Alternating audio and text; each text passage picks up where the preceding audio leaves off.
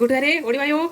ഇലയിൽ പൊള്ളിച്ച മത്തിക്കറി സൂപ്പർ അടിപൊളി. ഇന്ന് തീർച്ചയായിട്ടും ട്രൈ ചെയ്ത് നോക്കണല്ലോ കേട്ടോ. നോക്കൂ എന്ത് രസം, നോക്കൂ കാണുമ്പോൾ തന്നെ കൊതി വരുവാ അല്ലേ. എൻ്റെ റെസിപ്പി പറഞ്ഞുതരാവേ. ഓക്കെ, പോകാം വീഡിയോയിലേക്ക്. ഹായ് കൂട്ടുകാരെ, ഇന്ന് ഒരു ചാള പൊളിച്ച വീഡിയോയാണ്. ചാള പൊളിച്ച എല്ലാവർക്കും ഇഷ്ടമല്ലേ? ചാളയുടെ പലഞ്ഞില്ലേ മുട്ട, അതും കൂടി ഇട്ടിട്ട് നമുക്ക് ചാള പൊളിക്കാം. സൂപ്പർ ടേസ്റ്റ് ആയിരിക്കും. പോകാം വീഡിയോയിലേക്ക് വായോ.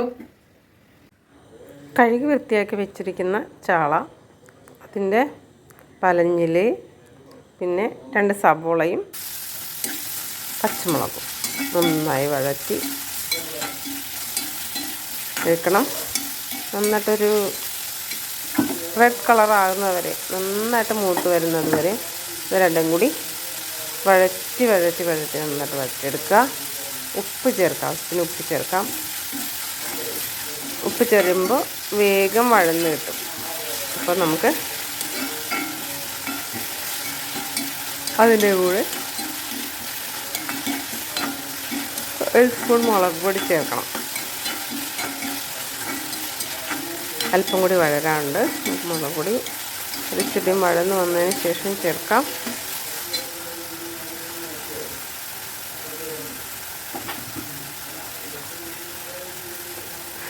ഒരു സ്പൂൺ മുളക് പൊടി ചേർത്ത് നന്നായിട്ട് വഴറ്റാം.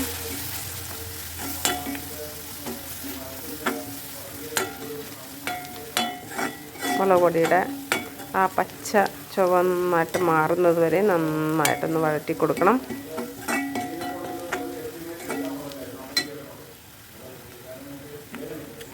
എൻ്റെ കയ്യിൽ വേപ്പില ഇല്ലായിരുന്നു, അതുകൊണ്ടാണ്. വേപ്പില വേണമെന്നുള്ളവർക്ക് ചേർക്കാം.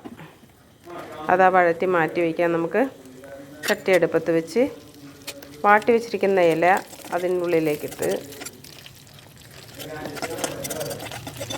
നമ്മൾ വഴറ്റി വെച്ചിരിക്കുന്ന സവോളയും പച്ചമുളകും ഇട്ട് കൊടുക്കാം.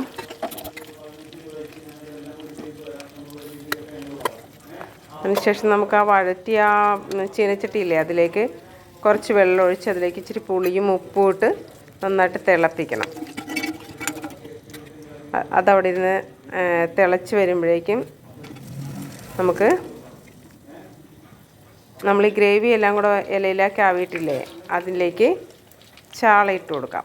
വെട്ടി വെച്ചിരിക്കുന്ന ചാളയും പലഞ്ഞിലും അതെല്ലാം കൂടെ ഒന്ന് നമുക്ക് ഓരോന്ന് വിധം അങ്ങനെ നന്നായിട്ട് അടുക്കി നല്ല നീറ്റായിട്ട് അടുക്കി അങ്ങനെ വെച്ച് കൊടുക്കാം. ചാള ഒരു 7 എണ്ണം. ചാളയൊന്നും കിട്ടാനില്ലല്ലോ ഇപ്പോൾ, കുറേ നാൾ കൂടിയാണ് കിട്ടിയത് ചാള. അപ്പോൾ അത് നമുക്ക് അതിലേക്ക് വെച്ച് കൊടുക്കാം. അതിൻ്റെ കൂടെ ആ പലഞ്ഞിലും കൂടി കൂടെ വെച്ച് കൊടുക്കാം.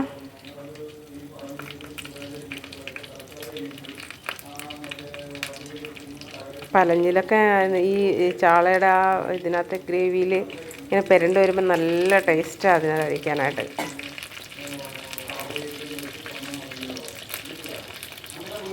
അതിനുശേഷം നമുക്ക് ഇല നന്നായിട്ട് നമുക്ക് ആ തിളപ്പിച്ച് വെച്ചിരിക്കുന്ന വെള്ളം ഉണ്ടല്ലോ, ആ തിളപ്പിച്ച് വെച്ചിരിക്കുന്ന ആ പുളിയും ഉപ്പും കൂടി ചേർത്ത് തിളപ്പിച്ച് വെച്ചിരിക്കുന്ന ആ വെള്ളം അതും കൂടി ചേർത്ത് കൊടുക്കാം.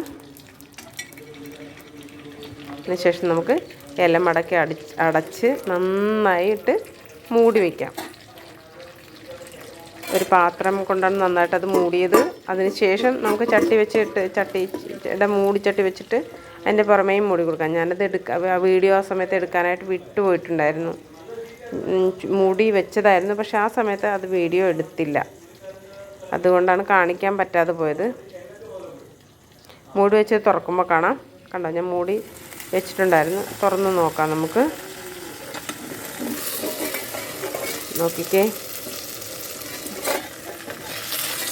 നന്നായിട്ട് തിളച്ചിട്ടുണ്ട്. കണ്ടോ, വെള്ളം പറ്റിയിട്ടില്ല. പക്ഷേ വെള്ളം നന്നായിട്ട് വറ്റി വരുമ്പോഴാണ് അതിൻ്റെ ആ ടേസ്റ്റ് എല്ലാം കൂടെ ആകണത്. വെള്ളം കുറച്ചും കൂടി ഉണ്ട്, കുറച്ച് വെള്ളം കൂടെ വറ്റാനുണ്ട്. കണ്ടോ, കാണുമ്പോൾ തന്നെ നമുക്ക് നല്ല രസമുണ്ട് കാണാനായിട്ട്.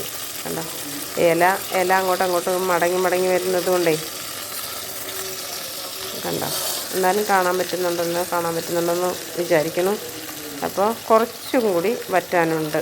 അപ്പോൾ നമുക്ക് ആ പുളിയൊക്കെ നന്നായിട്ട് അതിൻ്റെ താഴത്തേക്ക് ഇട്ട് കൊടുക്കുക. ആ ചാറിലേക്ക് അതിൻ്റെ ആ പുളിയൊക്കെ ഇറങ്ങട്ടെ.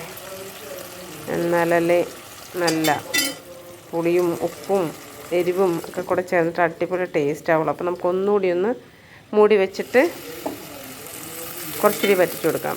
ഇതാ നന്നായിട്ട് വറ്റി വന്നിട്ടുണ്ട്. തുറന്ന് നോക്കാം.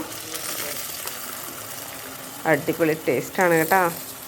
എല്ലാവരും ഒന്ന് ട്രൈ ചെയ്ത് നോക്കണേ. സൈഡൊക്കെ ഞങ്ങൾ അഡ്ജസ്റ്റ് ചെയ്ത് വെച്ചിട്ടുണ്ട്. നന്നായിട്ട് കറി വറ്റി വന്നിട്ടുണ്ട്. അപ്പോൾ ഇതിൻ്റെ ഈ ഒരു ഫൈനൽ ലുക്കാണിത് കേട്ടോ. ഫൈനൽ ലുക്കാണ്. നോക്കിക്കോ, ചാളയൊക്കെ നല്ല സൂപ്പറായിട്ടുണ്ട്. ഞങ്ങൾ ഇതേ വിളമ്പി വെച്ച് മീക്ക ചോറും കറിയൊക്കെ വായോ എല്ലാവരും.